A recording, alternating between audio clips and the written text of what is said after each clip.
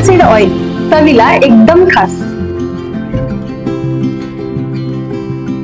Chirag light soybean oil, पोषणाने भरपूर.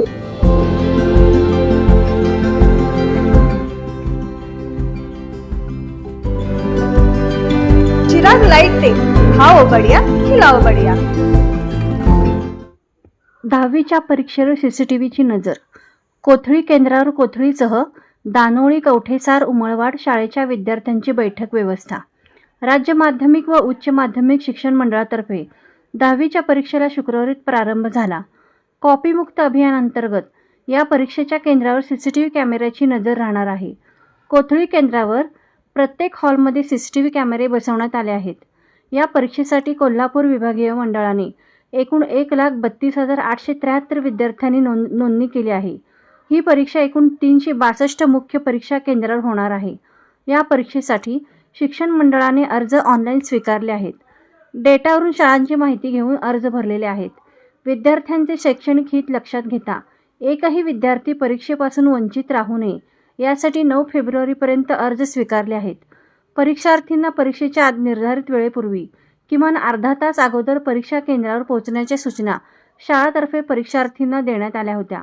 विद्यालयाच्या मुख्य प्रवेशद्वारावरच विद्यार्थ्यांना कॉपी नसल्याची खात्री करून शिक्षक तपासणी करून आत सोडत होते. चालू वर्षी जिल्हाधिकाऱ्यांच्या अध्यक्षतेखालील जिल्हा दक्षता समित्या अधिक सक्रियपणे काम करत आहेत.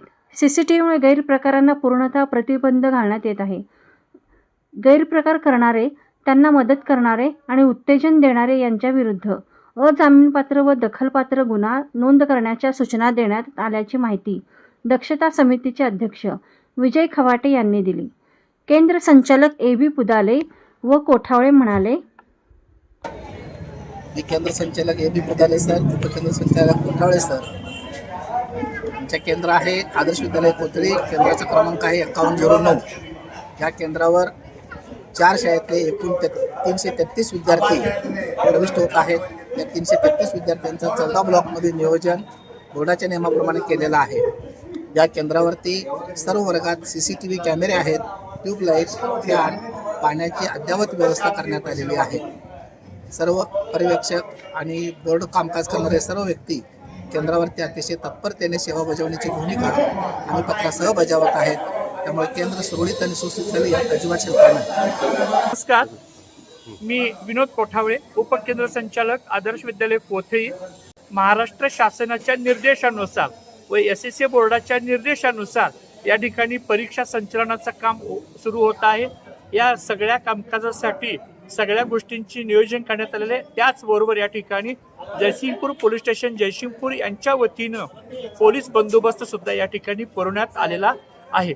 तसेच या परीक्षेच्या कामकाजासाठी दक्षता समिती स्थापन केलेली आहे.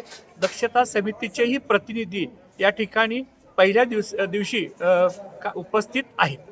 कोथळी टाइम्स न्यूज चॅनलला सबस्क्राईब करा, लाईक करा, बेल आयकॉनला क्लिक करा. ताज्या घडामोडीसाठी आमचा नंबर आपल्या ग्रुपमध्ये ऍड करा.